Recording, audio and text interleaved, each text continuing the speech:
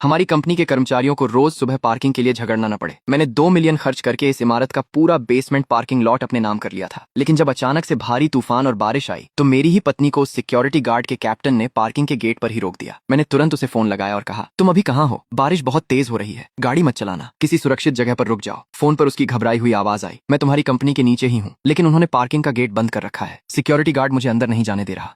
पानी गाड़ी के अंदर घुसने लगा है और मेरे टखनों तक पहुंच गया है। ये सुनकर मेरे होश उड़ गए। मैंने कहा, क्या? वो गार्ड गेट नहीं खोल रहा? तुम उसे अपनी गाड़ी का नंबर बताओ और कहो कि ये हमारी प्राइवेट पार्किंग है। उसने रोते हुए कहा। मैंने उसे सब बताया, लेकिन वो कहता है कि सिस्टम में इस गाड़ी का नंबर दर्ज नहीं है, इसलिए कोई भी आ जाए वो गेट नहीं खोलेगा। मुझे अपने कानों पर विश्वास नहीं हो रहा था। जिस पार्किंग को मैंने 2 मिलियन देकर खरीदा था, आज वही मेरी पत्नी की जान के सामने एक दीवार बनकर खड़ी थी। उसकी हालत और खराब हो रही थी। उसने कहा, पानी अब मेरे पैरों के ऊपर तक आ गया है, मैं बाहर भी नहीं निकल सकती और पीछे बहुत सी गाड़ियां फंसी हैं, तो मैं गाड़ी पीछे भी नहीं ले सकती। मुझे बहुत डर लग रहा है। मैंने खुद को शांत किया और उसे समझाया, मेरी बात ध्यान से सुनो, अपना जरूरी सामान लो और तुरंत गाड़ी से बाहर निकलो। पानी से होते हुए बिल्डिंग के अंदर वाले हॉल की तरफ जाओ। मैं अभी लिफ्ट से नीचे आ रहा हूँ, मैं तुम्हें वहीं मिलूंगा। यह कहकर मैं तुरंत अपने ऑफिस से बाहर दौड़ा। लिफ्ट में जाते हुए मैं यही सोच रहा था कि गाड़ी में फंसे रहना मौत को बुलावा देना है, उसका बाहर निकलना ही सही था। लेकिन मुझे क्या पता था कि उसका गाड़ी से बाहर निकलना एक भयानक बुरे सपने की शुरुआत होने वाली थी। मैंने बिना समय बर्बाद किए सिक्योरिटी गार्ड के कमरे में फोन लगाया। कॉल उठते ही मैंने कहा, मैं सबसे ऊपरी मंजिल की होंगदा टेक्नोलॉजी कंपनी से लू युआन बोल रहा हूँ। मेरी पत्नी को बारिश से बचने के लिए अंदर हॉल में आना है, तुरंत लोगों से कहकर उसे अंदर आने दो। दूसरी तरफ से उस गार्ड की ढीठ आवाज आई, ओह तो आप बॉस लू हैं? देखिए ये तो बहुत मुश्किल है, नियम तो नियम होते हैं, सिस्टम में गाड़ी का नंबर नहीं है तो वो बाहरी व्यक्ति है। अब चाहे कोई बड़ा अफसर ही क्यों ना आ जाए, उसे बाहर बारिश में ही भीगना पड़ेगा। मेरा गुस्सा 7वें आसमान पर पहुंच गया। मैंने चिल्लाते हुए कहा, तुम्हारे बॉस ने मुझे खुद इस प्राइवेट पार्किंग के अधिकार दिए हैं। मैंने 2 मिलियन देकर पूरी जगह खरीदी है, मेरी पत्नी को वहां से आने का पूरा अधिकार है। लेकिन उस गार्ड पर कोई असर नहीं हुआ। वो बोला, बॉस अपनी जगह है और मैं अपनी जगह, मैं यहाँ ड्यूटी पर हूँ और सिर्फ सिस्टम के नियमों को मानता हूँ। उसने आगे कहा, अगर उसके कीचड़ वाले कपड़ों से हॉल का कीमती कालीन खराब हो गया तो मेरी महीने भर की पगार भी उसका नुकसान नहीं भर पाएगी। लिफ्ट से निकलते ही मैं भागकर बिल्डिंग के मुख्य दरवाजे पर पहुंचा। बाहर का नजारा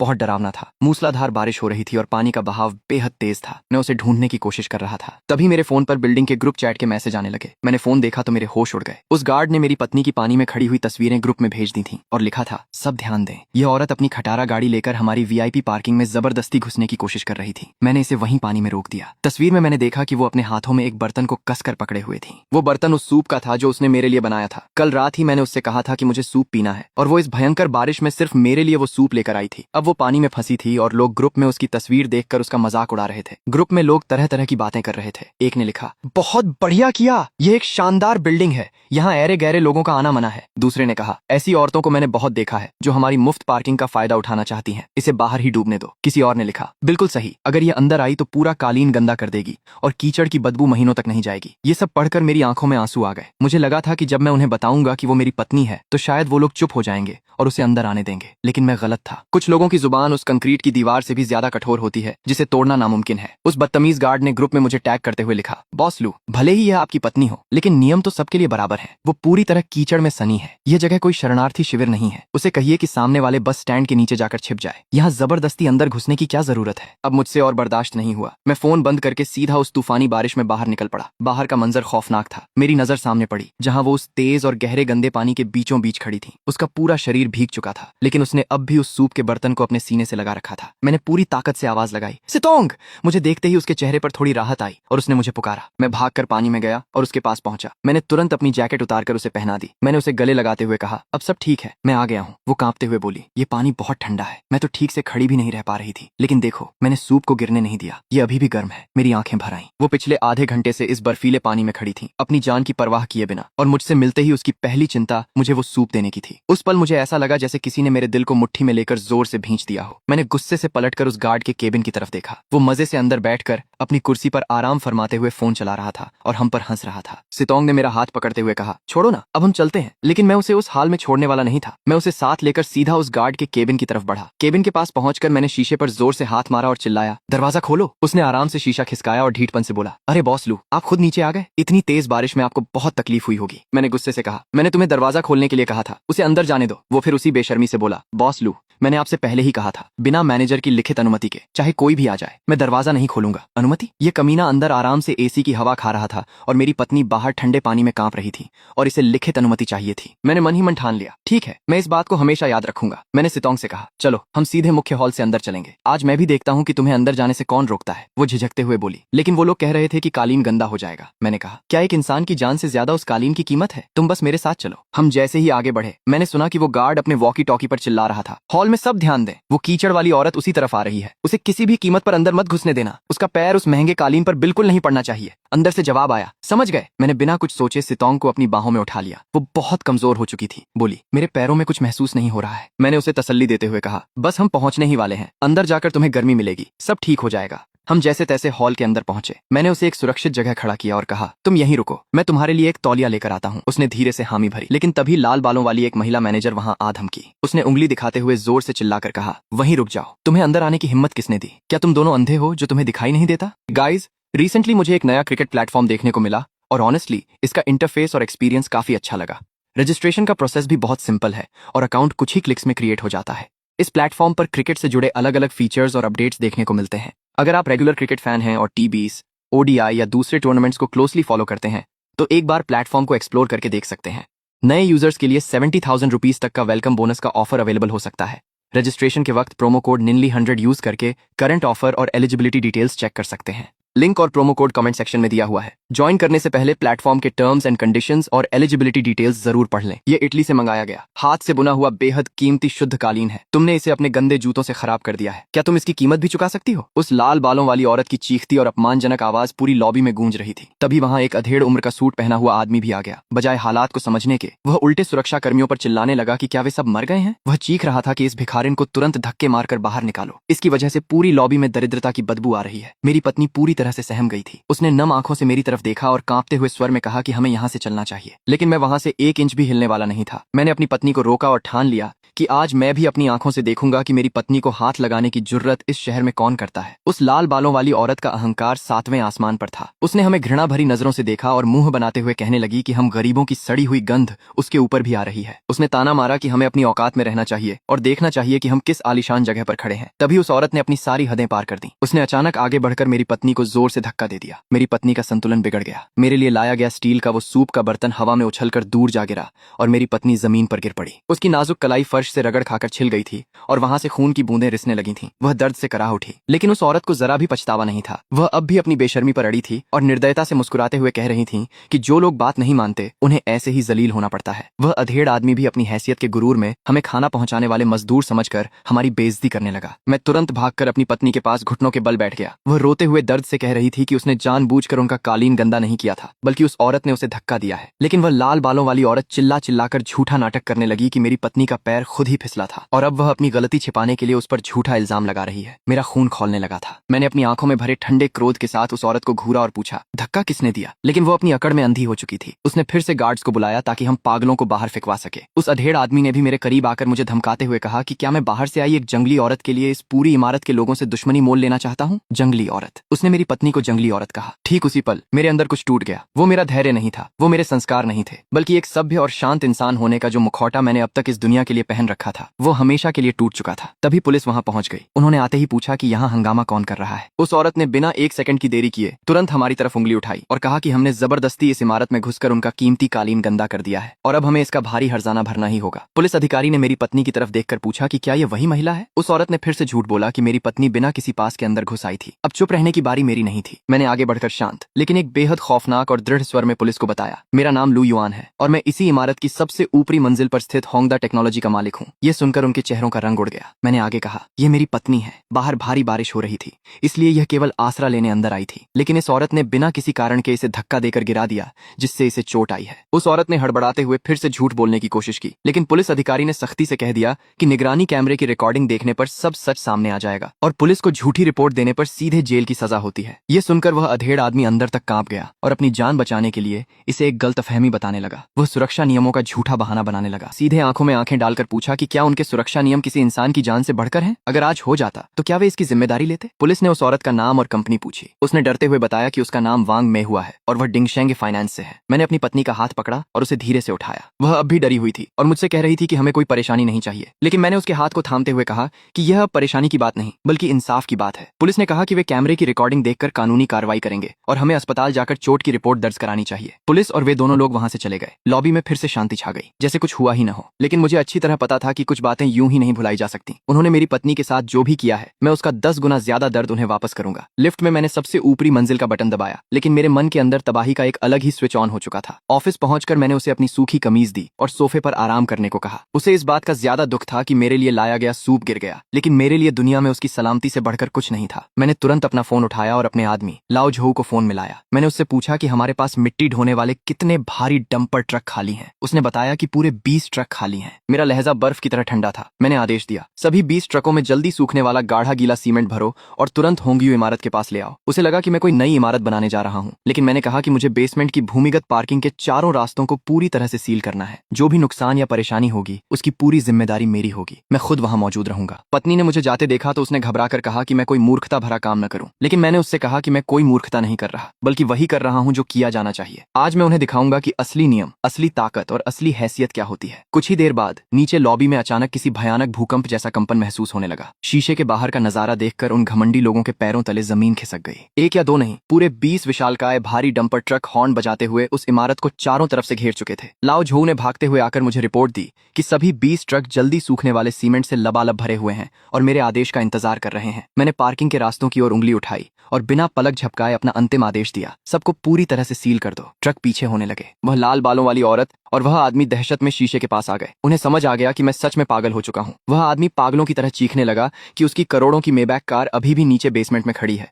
और वह पुलिस को बुलाने की धमकी देने लगा। लेकिन मुझे उनकी चीख पुकार से कोई परवाह नहीं थी। मैं बस वहीं बारिश में खड़ा होकर उन ट्रकों से पार्किंग के रास्तों में गिरते हुए उस गाढ़े सीमेंट के सैलाब को देख रहा था। हर गिरते हुए सीमेंट के साथ मेरे दिमाग में बस वही दृश्य घूम रहा था। कैसे मेरी पत्नी उस भयंकर बारिश में कांप रही थी, कैसे धक्का लगने पर उसका सूप गिरा था और कैसे उसकी नाजुक कलाई पर चोट के वो लाल निशान पड़ गए थे। आज उनके गुरूर की कब्र इसी सीमेंट के नीचे दफन होगी। औरत जमीन पर बैठी चिल्ला रही थी, मैं उस पर मुकदमा करूंगी, उसे जेल भिजवाऊंगी। उसका गुस्सा 7वें आसमान पर था। मैंने बिना किसी परवाह के अपना फोन निकाला और मैनेजर को कॉल किया। मैनेजर, बेसमेंट पार्किंग को सील कर दो। अब से बाहर की कोई भी गाड़ी अंदर आकर हमारी जमीन को गंदा नहीं करेगी। यह कहकर मैंने फोन काट दिया और अपना फैसला सुना दिया। बाहर मूसलाधार बारिश हो रही थी। एक बुजुर्ग गार्ड ने मेरे ऊपर छाता तान रखा था। बॉस, सब कुछ हो गया है, उसने कहा। मैंने बेसमेंट की तरफ देखते हुए जवाब दिया, अब बस उनके मुझे कोर्ट में घसीटने का इंतजार है। 20 लाख रुपए का सीमेंट मैंने सिर्फ उस बेसमेंट को सील करने के लिए नहीं लगाया था, बल्कि यह उन सब लोगों के लिए एक सजा थी जिन्होंने मेरी पत्नी का दिल दुखाया था। अब उन्हें इस बात की भारी कीमत चुकानी होगी। जब मैं वापस लॉबी में पहुंचा तो वहां लोगों की भीड़ जमा थी। सामने खड़ी दीवार को देखकर वो औरत मुझ पर भड़क उठी, क्या तुम पागल हो गए हो? तुम्हें पता भी है मेरी पोर्श अभी भी नीचे खड़ी है? तभी एक बुजुर्ग आदमी ने गुस्से में मेरा कॉलर पकड़ लिया। मेरी 18 लाख की मेबैक नीचे है, क्या तुम उसकी भरपाई कर पाओगे? मैंने बड़ी शांति से उसका हाथ हटाया और कहा, अपनी गाड़ियों का इंतजाम खुद करो। यह मेरी पार्किंग है, मेरी मर्जी, मैं जब चाहूं इसे सील कर सकता हूं। मैं लिफ्ट की तरफ मुड़ गया। तभी मैनेजर भागता हुआ आया। बॉस, कृपया उन्हें रोकिए, इससे पूरी इमारत की नींव को नुकसान पहुंच रहा है। मैंने मुस्कुराते हुए उसे जवाब दिया, नींव को नुकसान? मैंने 20 लाख रुपए देकर यह निजी जमीन खरीदी है, मैं इसके साथ जो चाहूं कर सकता हूं। मैनेजर परेशान होकर बोला, लेकिन ये पूरी इमारत की पार्किंग है, सभी दुकानदारों की गाड़ियां अंदर फंस गई हैं। मैंने बिना किसी भाव के कहा, इससे मेरा क्या लेना देना? तभी एक सूट पहना हुआ आदमी मेरे पास आया। श्रीमान, मैं प्रॉपर्टी मैनेजमेंट कंपनी का कानूनी प्रतिनिधि हूँ, मेरा नाम चेन है। उसने अपना कार्ड मेरी तरफ बढ़ाया। आपका यह कदम इमारत के सार्वजनिक हितों के खिलाफ है। अगर आपने तुरंत यह काम नहीं रोका तो हम आप पर मुकदमा करेंगे और पूरी इमारत को हुए नुकसान का हर्जाना आपसे वसूलेंगे। ये सुनकर वो औरत और बाकी लोग चिल्लाने लगे, हाँ, इस पर मुकदमा करो, इसे इतना कंगाल कर दो कि यह जेल चला जाए। हर्जाना? कानूनी कार्रवाई? मैंने जमीन पर गिरे हुए एक केक और पहचान पत्र को अपने जूते से कुचल दिया। जाओ, जाकर मुकदमा करो, मैंने कठोर आवाज में कहा। लेकिन अपनी शिकायत में यह लिखना मत भूलना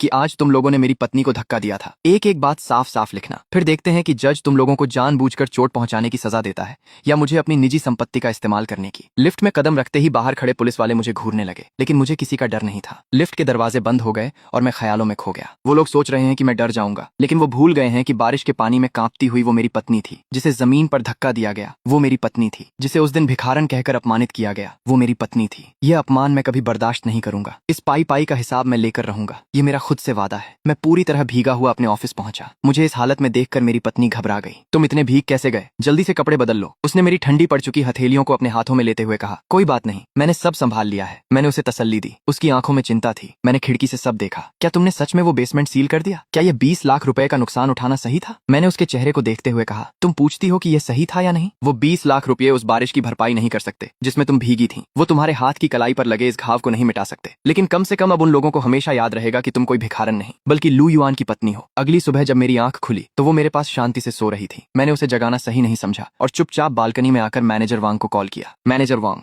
मैं लू युआन बोल रहा हूँ। सामने वाले वित्तीय केंद्र की सबसे ऊपरी मंजिल अभी खाली है क्या? वांग ने तुरंत जवाब दिया, जी बॉस, पूरी ऊपरी मंजिल, 2000 वर्ग मीटर, बेहतरीन नजारा और कड़ी सुरक्षा व्यवस्था। क्या आप उसे देखना चाहेंगे? मैंने साफ शब्दों में कहा, देखने की जरूरत नहीं, मुझे वो चाहिए। क्या आज ही कॉन्ट्रैक्ट साइन हो सकता है? वांग थोड़ा हैरान हुआ, आज ही? बॉस, क्या आप कोई मोल भाव नहीं करेंगे? वो पूरी की पूरी मंजिल है। मैंने उसे टोकते हुए कहा, कोई मोल भाव नहीं, आज दोपहर से पहले मैं वहां शिफ्ट होना चाहता हूँ। क्या ये हो सकता है? वांग ने तुरंत हामी भर दी। ऑफिस पहुंचते ही मैंने अपने सभी कर्मचारियों को इकट्ठा किया। आज दोपहर हम सामने वाले वित्तीय केंद्र की सबसे ऊपरी मंजिल पर शिफ्ट हो रहे हैं। सारे उपकरण, फाइलें और ऑफिस का सामान पैक कर लो। मूविंग कंपनी 10 बजे तक यहाँ पहुंच जाएगी। सब लोग उनका साथ देना। मेरी बात सुनकर सब हैरान रह गए। बॉस, आज दोपहर ही? इतनी जल्दी? एक कर्मचारी ने पूछा। मैंने दृढ़ता से कहा, जितनी जल्दी हो सके उतना अच्छा। अब हम इस जगह पर और नहीं रुकेंगे। जब हम सामान लेकर लॉबी से गुजर रहे थे तो वहाँ खड़े कुछ लोग हमें देखकर फुसफुसाने लगे, क्या ये सच में यहाँ से जा रहा है इतनी अचानक? एक औरत ने ताना मारा। दूसरी ने हंसते हुए कहा, जरूर डर गया होगा, बेसमेंट सील करके सबकी दुश्मनी जो ले ली है, अब मुकदमा होने के डर से भाग रहा है। एक आदमी ने भी अपनी भड़ास निकाली, भागकर कहाँ जाएगा? हर जाने का एक एक पैसा तो इसे चुकाना ही पड़ेगा। मैं उन सब की बातों को नजरअंदाज करते हुए अपनी टीम के साथ इमारत से बाहर आ गया। बाहर सामान ट्रक में लादा जा रहा था। तभी मेरी नजर दीवार पर लिखे उन लाल शब्दों पर पड़ी जहां मुझे गालियां दी गई थीं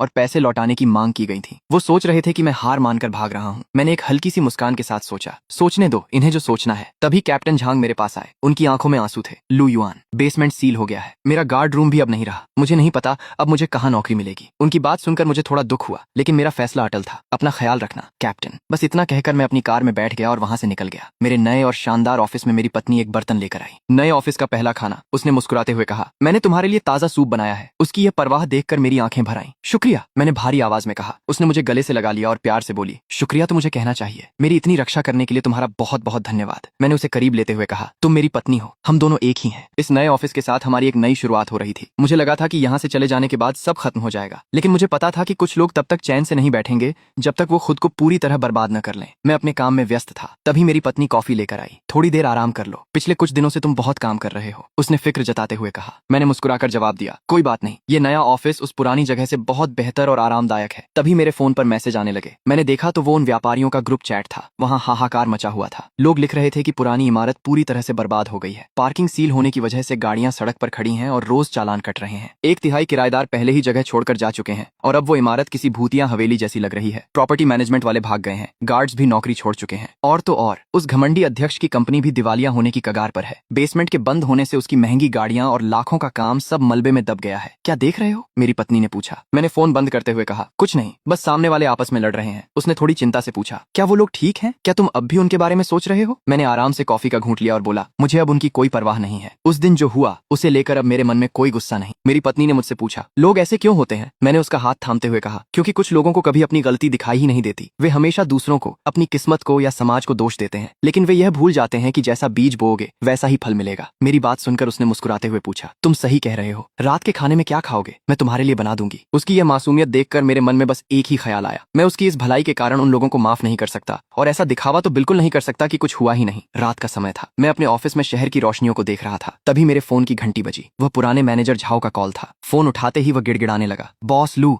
मैं पुराना झाओ बोल रहा हूँ, मेरी एक विनती सुन लीजिए। किसी को बुलाकर उस सीमेंट को हटवा दीजिए। हमारी इमारत अब ये सब नहीं झेल पा रही है। हम सब दिवालिया होने वाले हैं। हमें अपनी गलती का एहसास हो गया है। हम बहुत स्वार्थी थे। मैं सभी दुकानदारों की तरफ से आपकी पत्नी से माफी मांगता हूँ। आप बड़े दिल वाले हैं, कृपया हमें बख्श दीजिए। उन्होंने आखिरकार माफी मांग ही ली, लेकिन यह माफी उनके दिल से नहीं बल्कि दिवालिया होने के डर से निकली थी। क्या इसे माफी कहते हैं? ये माफी बहुत देर से आई थी। मैंने उसे जवाब देते हुए कहा, जब मैंने तुम्हारे गार्ड से उसे अंदर आने देने को कहा था तब उन्होंने कहा था कि कालीन गंदा हो जाएगा। जब मेरी पत्नी को धक्का दिया गया तब तुम लोगों ने इसे मनहूसियत कहा था। मैंने 20 लाख रुपए देकर वह बेसमेंट खरीदा और तुम लोगों ने इसे सार्वजनिक हित का नाम दे दिया। क्या तब तुमने मेरे लिए कोई रास्ता छोड़ा था? झाओ रोते हुए बोला, लूलू, हमें सच में अपने कर्मों की सजा मिल रही है। धक्का देने वाली उस महिला की गाड़ी टूट गई, उसकी कंपनी बर्बाद हो गई। हमारा सिक्योरिटी कैप्टन अब सड़क पर कचरा बीन रहा है। मैं आपसे भीख मांगता हूँ। मैंने कठोरता से कहा, यह सजा तुम लोगों ने खुद चुनी है। वो सीमेंट मेरे पैसों का है और तुम्हारा कचरा साफ करने की मेरी कोई जिम्मेदारी नहीं है। मैनेजर झाओ, मैं आखिरी बार कह रहा हूँ, उस दिन जो हुआ उसके लिए मैं तुम्हें कभी माफ नहीं करूंगा। हालांकि अब मेरे मन में कोई नफरत नहीं है, लेकिन अपनी फैलाई हुई इस गंदगी को अब तुम लोग खुद ही साफ करो। तभी मेरी पत्नी केबिन में आ गई। उसने पूछा, किसका फोन था? मैंने बात टालते हुए कहा, गलत नंबर था। वो मुझे घूरते हुए बोली, झूठ मत बोलो, मैंने तुम्हें बात करते हुए सुना है। मैंने मुस्कुराकर कहा, कोई बड़ी बात नहीं है, सामने वाले चाहते हैं कि मैं वह सीमेंट हटवा दूं। उसने पूछा, तो क्या तुम ऐसा करोगे? मैंने उससे ही पलटकर पूछा, क्या तुम चाहती हो कि मैं उसे हटवा दूं? उसने दृढ़ता से कहा, बिल्कुल नहीं, वह सिर्फ सीमेंट नहीं है, वह उन लोगों के लिए एक सबक है जिसे उन्हें हमेशा याद रखना चाहिए। मैं उसकी बात समझ गया। मैंने प्यार से उससे कहा, ठीक है, अब उन बातों को छोड़ो, क्या सूप गर्म हो गया है? चलो पीते हैं। अगले दिन मेरी पत्नी ऑफिस में फूल सजा रही थी, तभी सेक्रेटरी अंदर आई। बॉस लू, रिसेप्शन पर एक मिस्टर झाओ आपसे मिलने आए हैं। वो उसी पुरानी इमारत के व्यापारी संघ से हैं। कोई अपॉइंटमेंट नहीं है, लेकिन उनका कहना है कि आप उन्हें जानते हैं। मैंने कहा, ओह, तो झाओ आखिरकार खुद चलकर आ ही गया। लगता है उस इमारत की हालत मेरी सोच से भी ज्यादा खराब हो चुकी है, उसे अंदर भेज दो। मेरी पत्नी ने झिझकते हुए पूछा, क्या ये वही झाओ है? क्या मुझे बाहर जाना चाहिए? मैंने उसे रोकते हुए कहा, नहीं, तुम्हें कहीं जाने की जरूरत नहीं है। झाओ अंदर आया। उसकी हालत देखकर लग रहा था कि वह बहुत परेशान है। बॉस लू, आपका नया ऑफिस सच में बहुत शानदार है, उसने घबराहट के साथ कहा। मैंने उसे बैठने का इशारा किया। बैठिए। झाओ, चाय लेंगे या कॉफी? उसने घबराते हुए कहा, नहीं, इसकी कोई जरूरत नहीं, मैं बस कुछ बात करने आया हूँ। उसे अपने घुटने मलते हुए देखकर मुझे बहुत पुरानी बातें याद आ गईं, लेकिन अब उन बातों का कोई मोल नहीं था। झाओ ने मेरी पत्नी की तरफ मुड़कर कहा, मिसेस लू, उस दिन के लिए मुझे माफ कर दीजिए। मेरी पत्नी ने बड़ी शालीनता से उसकी बात को काटते हुए कहा, मिस्टर झाओ, चाय ठंडी हो गई है, अब इसका स्वाद अच्छा नहीं लगेगा। मैंने सीधे मुद्दे पर आते हुए कहा, झाओ, जो कहना है साफ साफ कहो। झाओ ने एक फाइल मेरी तरफ बढ़ाते हुए कहा, बॉस लू, वो इमारत अब खत्म होने वाली है। ये देखिए, 60% से ज्यादा किराएदार जा चुके हैं, मेंटेनेंस की फीस भी नहीं आ रही है, अगले महीने फायर इंस्पेक्शन है, अगर पैसे नहीं हुए तो पूरी इमारत को बंद करना पड़ेगा। मैंने बेरुखी से कहा, इन सब से मेरा क्या लेना देना? झाओ परेशान होकर बोला, मुझे पता है कि यह आपकी जिम्मेदारी नहीं है, लेकिन आपके बेसमेंट सील करने के बाद से उस इमारत का दम घुटने लगा है। ग्राहक नहीं आ रहे, कर्मचारी काम छोड़ रहे हैं, मेरी खुद की कंपनी भी डूबने वाली है। मैंने अपनी आवाज थोड़ी तेज करते हुए कहा, मिस्टर झाओ, क्या आपको पता है उस रात मेरी पत्नी कितनी देर तक बारिश में भीगती रही? 35 मिनट, सिर्फ मुझे सूप देने के लिए। और आपका वो सिक्योरिटी कैप्टन गार्ड रूम में एसी की हवा खाते हुए उसका वीडियो बनाकर ग्रुप में मजाक उड़ा रहा था। तुम लोगों ने उसे भिखारन कहा, मनहूस कहा, और कहा कि उसे बाहर ही डूब जाना चाहिए। तुमने ये सब देखा, लेकिन एक शब्द नहीं कहा। झाओ हकलाने लगा। मैं उस वक्त मीटिंग में था। मैंने तंज कसते हुए कहा, मीटिंग? जब तुम ग्रुप में वो शानदार मैसेज भेज रहे थे, तब भी क्या तुम मीटिंग में ही थे? झाओ निशब्द हो गया। मैंने घड़ी देखते हुए कहा, मिस्टर झाओ, दोपहर में मेरी एक मीटिंग है, अगर और कोई बात नहीं है तो। झाओ अचानक भड़क उठा, बॉस लू, आप इतने निर्दयी कैसे हो सकते हैं? उस इमारत पर सैकड़ों लोगों की रोटी चलती है, एक बेसमेंट को सील करके आपने कितने परिवारों को बर्बाद कर दिया है। मैंने भी गुस्से में खड़े होकर कहा, कितने परिवारों को बर्बाद किया? मिस्टर झाओ, जब मेरी पत्नी उस दरवाजे पर मरने की हालत में थी, तब क्या तुमने मेरे परिवार के बारे में सोचा था? जब वह बारिश में कांप रही थी, तब तुम लोग ग्रुप में उसका मजाक उड़ा रहे थे। जब उसे जमीन पर गिराया गया, तब तुमने उसे मनहूसियत कहा था। और अब जब तुम्हारी इमारत गिर रही है तो तुम मुझे निर्दयी कह रहे हो? यहां से चले जाओ। सूरज ढल रहा था। मैं और मेरी पत्नी खिड़की के पास खड़े थे। मैंने अपना फोन चेक किया और फिर उसकी तरफ देखकर कहा, चलो घर चलते हैं, आज रात खाने में क्या है? उसने मुस्कुराते हुए कहा, पसलियों का सूप। मैंने हंसते हुए कहा, फिर से वही सूप? उसने मेरी बांह पकड़ते हुए कहा, तुमने ही तो कहा था कि मैं कितनी भी बार बनाऊं, तुम कभी बोर नहीं होते। मैंने उसे करीब लाते हुए कहा, हाँ, मैं कभी बोर नहीं होता। अगली सुबह एक अखबार की खबर ने तहलका मचा दिया। ये तस्वीर बाहर कैसे लीक हो गई? मेरी पत्नी ने अखबार देखते हुए पूछा। मैंने आराम से कहा, उस दिन वहां बहुत लोग थे, तस्वीर खींचना कोई हैरानी की बात नहीं है। जब पत्रकारों ने मुझे फोन किया तो मैंने कुछ नहीं कहा, लेकिन किसी और ने मेरे हिस्से की सारी सच्चाई उन्हें बता दी। मेरे फोन में व्यापारियों के ग्रुप में खलबली मची हुई थी। लोग परेशान थे कि तस्वीर अखबार में छप गई है और अब पूरे शहर को सच्चाई पता चल गई है। उनके क्लाइंट्स भी उनसे जवाब मांग रहे थे। एक ने तंज कसते हुए लिखा, जब तुम लोग उस दिन ग्रुप में गालियां दे रहे थे, तब यह दिन क्यों नहीं याद आया? इसी बीच टीवी पर एक न्यूज चैनल की बहस चल रही थी। एंकर ने पूछा, प्रोफेसर झो, बेसमेंट को सीमेंट से बंद करने की इस घटना पर आपकी क्या राय है? प्रोफेसर ने गंभीरता से कहा, यह घटना भले ही एक मामूली आपसी विवाद लगे, लेकिन यह हमारे समाज की संवेदनहीनता का एक जीता जागता सबूत है। एक महिला भारी बारिश में अपने पति के लिए खाना लेकर जाती है, लेकिन सिक्योरिटी गार्ड कालीन गंदा होने के डर से उसे अंदर नहीं आने देते। यहां तक कि वहां के लोग उसे धक्का देते हैं और गालियां देते हैं। जब किसी इंसान की बुनियादी सुरक्षा और सम्मान की ही कोई कीमत न रहे, तो उस महंगे कालीन और आलीशान पार्किंग का क्या फायदा? उन्होंने कहा कि मेरा यह कदम भले ही समझदारी भरा न लगे, लेकिन इसे आसानी से समझा जा सकता है। जब एक आम नागरिक की जायज शिकायतों को बार बार नजरअंदाज किया जाए और व्यवस्था से न्याय मिलने के सारे रास्ते बंद हो जाएं, तो एक हताश इंसान ऐसे चरम कदम उठाने पर मजबूर हो ही जाता है। उनका मानना था कि यह घटना हर एक व्यक्ति के लिए गहराई से सोचने का विषय है। रात का समय था और मैं अपने ऑफिस में खड़ा फोन देख रहा था। मेरा लिखा हुआ लेख पब्लिश हुए अभी कुछ ही समय हुआ था और उसे 1 लाख से ज्यादा लोग पढ़ चुके थे। मैं लोगों की प्रतिक्रियाएं पढ़ रहा था। कोई मुझे पागल कह रहा था, तो किसी को मेरी पत्नी पर दया आ रही थी। कुछ लोग मेरे कदम को सही ठहरा रहे थे तो कुछ इसे बहुत बड़ी ज्यादती मान रहे थे। लेकिन तभी मेरी नजर एक ऐसे कमेंट पर रुकी जिसने मुझे काफी देर तक सोचने पर मजबूर कर दिया। उस व्यक्ति ने लिखा था कि उसकी पत्नी के साथ भी सालों पहले बिल्कुल ऐसा ही हुआ था। वो भारी बारिश में आधे घंटे तक बाहर खड़ी रही और पूरी तरह भीग गई। उस रात उसकी पत्नी को तेज बुखार आ गया था और वह अपनी बेबसी पर बस रोता रहा था। उस अजनबी ने मेरे कदम की तारीफ की थी। मुझे लगा कि यह दर्द सहने वाला मैं ना तो पहला इंसान था और ना ही आखिरी, लेकिन कम से कम अब लोगों ने सच देख लिया है और मेरे लिए बस यही काफी है। दूसरी तरफ उस जर्जर हो चुकी इमारत के अंदर कुछ परेशान लोग अपना सामान लिए खड़े थे। एक महिला गुस्से में चिल्ला रही थी कि बिल्डिंग मैनेजमेंट वाले भाग गए हैं और अब उनके डिपॉजिट और पार्किंग के पैसों का क्या होगा। पास खड़ा एक आदमी निराशा से कह रहा था कि अब उन पैसों को भूल जाओ, कंपनी बंद हो चुकी है और उसका मालिक भी फरार है। तभी वहां का बॉस झाओ बीच बचाव करते हुए सबको शांत रहने को कह रहा था। उसने बताया कि उसने एक वकील से बात कर ली है और अब वे कानूनी रास्ता अपनाएंगे। ये सुनकर वह महिला झाओ पर ताना मारते हुए बोली कि उसकी खुद की कंपनी दिवालिया होने की कगार पर है और वह कानूनी रास्ते की बात कर रहा है। झाओ हकलाते हुए बोला कि वह कोई उपाय ही तो सोच रहा है। महिला ने तंज कसते हुए कहा कि अब उनके पास इकलौता उपाय मेरे सामने गिड़गिड़ाना है, लेकिन अब मैं उनकी बात क्यों सुनूंगा। इमारत के बाहर सब कुछ वीरान हो चुका था। एक मूवर्स कंपनी के 2 मजदूर सामान ले जाते हुए आपस में बात कर रहे थे कि एक और परिवार यहाँ से चला गया। इस पूरी बिल्डिंग में अब 10 परिवार भी नहीं बचे थे। वे कह रहे थे कि अगर ऐसा ही चलता रहा तो जल्द ही यह जगह एक भूतहा हवेली बन जाएगी। दूसरा मजदूर हंसते हुए कह रहा था कि वहां तो भूत भी नहीं आना चाहेंगे, क्योंकि बिना पानी और बिजली के वहां भूतों को भी मेंटेनेंस चार्ज देना पड़ेगा। मैं अपने लैपटॉप पर उसी इमारत के बर्बाद होने की खबरें पढ़ रहा था। मेरे बनाए हुए सीमेंट की उस एक दीवार ने पूरी बिल्डिंग के बिजनेस को तबाह कर दिया था। तभी मेरी सेक्रेटरी अंदर आई और उसने बताया कि नीचे वांग मेहुआ नाम की एक महिला मुझसे मिलना चाहती है, जो उसी बिल्डिंग में एक कंपनी चलाती थी। मैंने उसे अंदर भेजने के लिए कहा, यह सोचते हुए कि वह अब यहाँ माफी मांगने आई है या कोई नया तमाशा खड़ा करने। दरवाजा खुला और वांग मेहुआ झिझकते हुए अंदर आई। उसके चेहरे पर गहरी चिंता और पछतावा साफ नजर आ रहा था। वह मेरे सामने बैठी और कांपती हुई आवाज में माफी मांगने लगी। वह कहने लगी कि उस दिन उसे मेरी पत्नी को धक्का नहीं देना चाहिए था और न ही उसे बुरा भला कहना चाहिए था। उसने बहाना बनाया कि उस वक्त उसका दिमाग काम नहीं कर रहा था और उसे नहीं पता था कि बाहर इतनी तेज बारिश हो रही है या वह वहां सूप देने आई थी। उसका यह झूठ सुनकर मेरा गुस्सा भड़क उठा। मैंने कड़कती आवाज में उससे पूछा कि क्या उसे सच में बाहर की बारिश नहीं दिखी। जब उसने मेरी पत्नी को धक्का दिया तो उसके हाथ में सूप का बर्तन था। जब वह उसे भिखारिन कह रही थी तब मेरी पत्नी पूरी तरह भीग कर ठंड से कांप रही थी। क्या उसे यह सब नहीं दिखा? मेरी बातें सुनकर वांग रोने लगी और उसने कबूल किया कि उसने सब देखा था, लेकिन उसे लगा कि वो कोई बाहरी इंसान है और अगर उसके कारण कंपनी का कालीन गंदा हुआ तो उनकी छवि खराब होगी। मैंने तंज कसते हुए कहा कि सिर्फ एक कालीन को गंदा होने से बचाने के लिए उसने एक पूरी तरह भीगी हुई महिला को 40 मिनट तक तूफान में बाहर खड़ा रखा। यह दिमाग की नहीं बल्कि दिल की खराबी है, क्योंकि कुछ लोगों के दिल में दूसरों के लिए कोई जगह नहीं होती। वह फूट फूट कर रोने लगी और बताने लगी कि अब उसकी कंपनी भी बर्बाद हो चुकी है। उसकी महंगी गाड़ी पानी में डूबकर खराब हो गई, ग्राहक उसे छोड़कर चले गए और सारे कर्मचारी भी भाग गए। उसने एक लिफाफा निकालकर टेबल पर रखा और कहा कि यह हर जाना है। उस दिन धक्का लगने से मेरी पत्नी की कलाई में जो चोट आई थी यह उसके लिए है। मैंने उस लिफाफे को ठुकरा दिया और उससे कहा कि मुझे पैसों की कोई कमी नहीं है और उस दिन जो हुआ उसकी कीमत पैसों से नहीं चुकाई जा सकती। वह गिड़गिड़ाने लगी कि वह बस अपने मन का बोझ हल्का करना चाहती है। मैंने साफ शब्दों में कह दिया कि धक्का देने के मामले को पुलिस पहले ही सुलझा चुकी है। घाव अब भर चुका है और वह सूप भी कब का ठंडा हो गया। जाते जाते मैंने उसे एक आखिरी नसीहत दी कि कुछ चीजों की कीमत उनके कीमती कालीन, महंगी गाड़ियों और उनके झूठे रुतबे से कहीं ज्यादा होती है। मैंने उसे चेतावनी दी कि भविष्य में वह कभी किसी को नीचा न दिखाए। मेरी बातें सुनकर वह रोते हुए वहां से चली गई। उसके जाने के बाद मेरी पत्नी हाथ में चाय लेकर अंदर आई और पूछने लगी कि क्या वह महिला वही थी जिसने उस दिन उसे धक्का दिया था।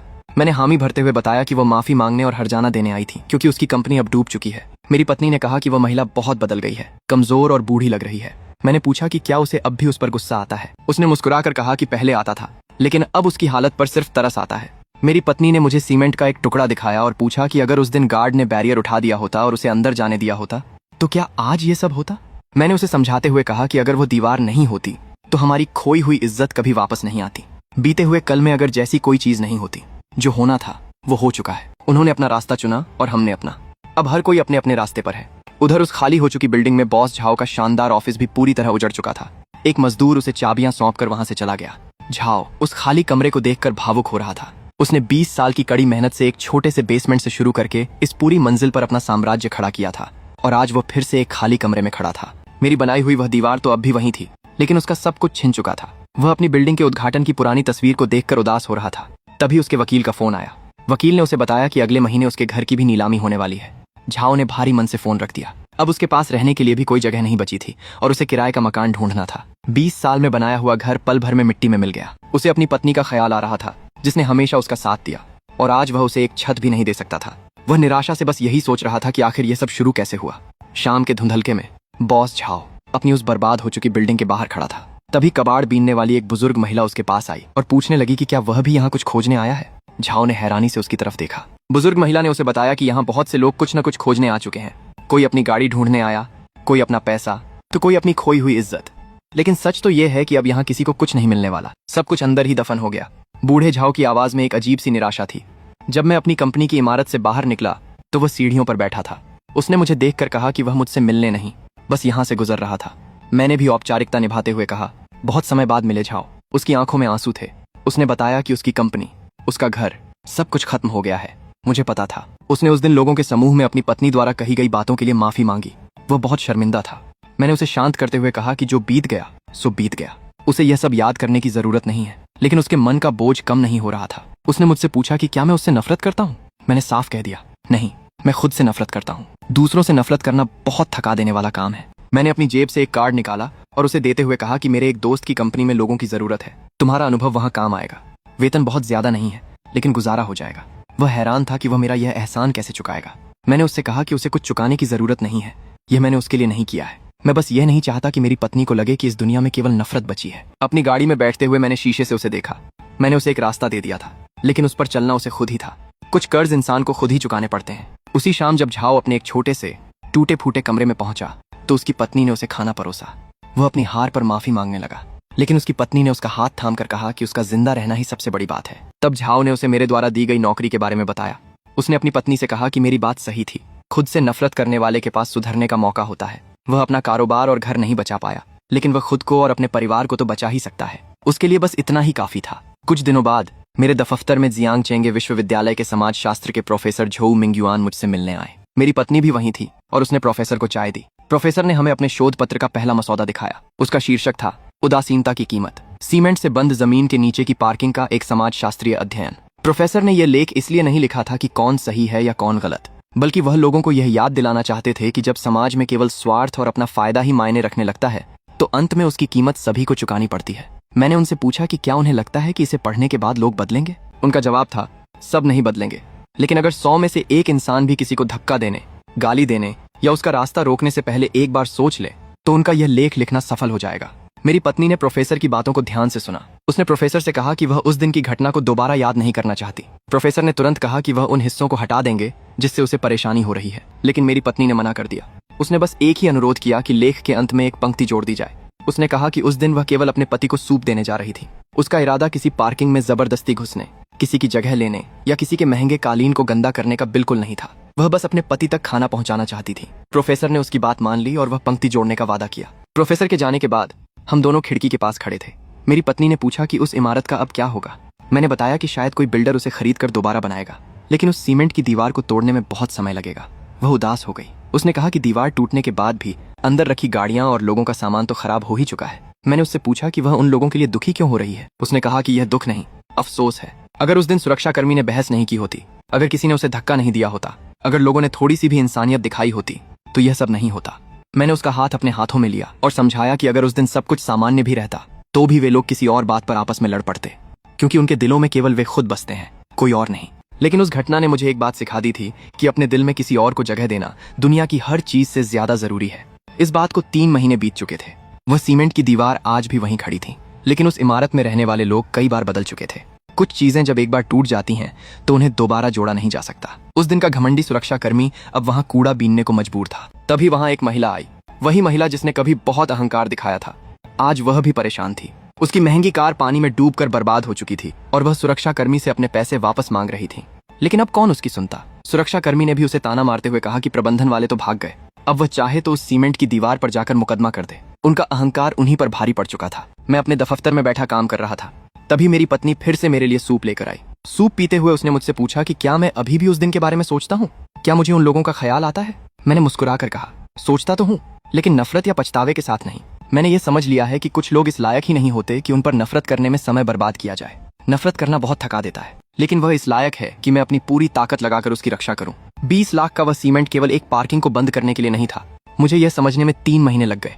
वह दीवार उन्हें सजा देने के लिए नहीं, बल्कि मुझे यह याद दिलाने के लिए थी कि मुझे क्या अपने पास रखना है और क्या छोड़ देना है। मैंने उसे सुरक्षित रखा, जो मेरे लिए सबसे अनमोल है, और मेरे लिए बस इतना ही काफी है।